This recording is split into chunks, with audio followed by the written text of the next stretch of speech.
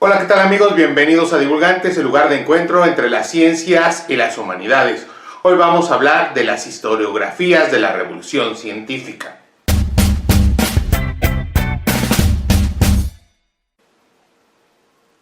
Stephen Shapin tiene un libro que se llama La Revolución Científica, una interpretación alternativa, donde dice: la Revolución Científica nunca existió y este libro trata de ello. Provocador. El libro de Shapin es una crítica al concepto de revolución científica. Contrasta con la historia de la revolución científica tradicional que plantea Butterfield en los orígenes de la ciencia moderna. Para Butterfield, la revolución científica es uno de los grandes hitos de la humanidad, donde incluso el Renacimiento y la Reforma serían episodios menores.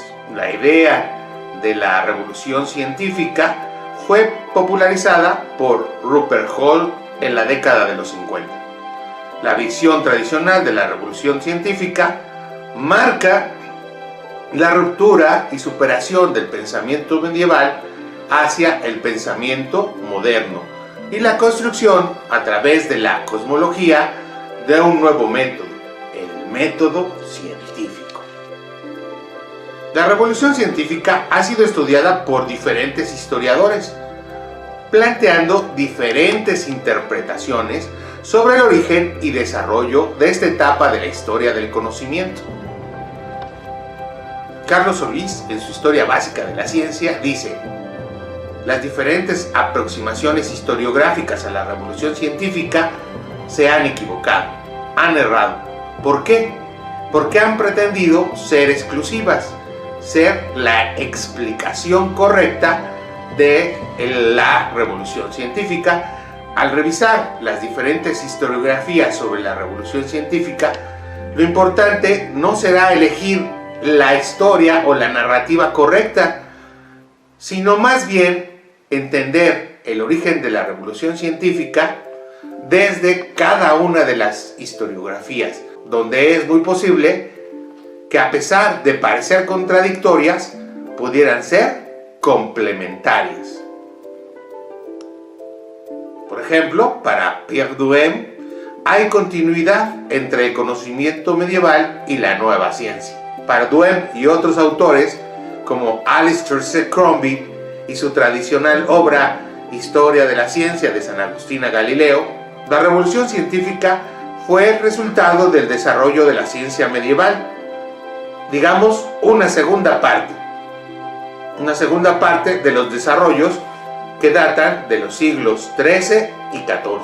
Cabe aclarar que estos autores no plantean que no haya diferencias entre la ciencia medieval y la ciencia moderna, entre estas dos etapas, sino que hay que contemplar la revolución científica como una segunda fase de un movimiento intelectual previo que se dio durante la etapa medieval. La ciencia medieval pionera llevaría a una etapa de madurez en una segunda etapa que sería la de la revolución científica. La primera etapa comprendería la asimilación de los autores medievales tanto del conocimiento griego como del conocimiento islámico. Pierre-Marie Duhem, 1861-1916, fue catedrático de física teórica en Burdeos. En 1906 publicó La teoría física, su objeto y su estructura.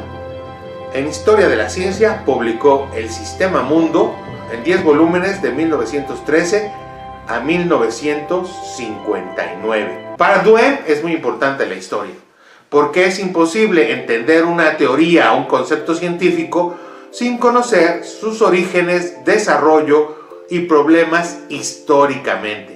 Entender la ciencia es entender su historia. Duhem plantea que muchos conceptos de mecánica y física que se creían originales y revolucionarios de la ciencia moderna, en realidad eran una lenta y gradual maduración de la ciencia medieval, de conceptos que se plantearon ya en la última etapa de la Edad Media.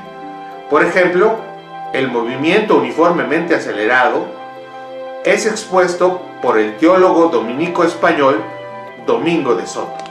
1494-1570, un siglo antes de Galileo. Volveremos a Domingo de Soto en otro video. Esta historiografía documenta casos similares en la medicina, la óptica, la astronomía y el magnetismo. Incluso se plantea el problema del método científico. Estudiosos como Roger Bacon o Robert Grosseteste plantean y realizan experimentos. También desarrollan experimentos mentales, experimentos imaginarios e imposibles, precisamente como lo hará Galileo. La posibilidad de aplicar la matemática a la ciencia física también se desarrolla en el siglo XIV por discípulos de Grosseteste vinculados al Merton College, conocidos como los calculadores.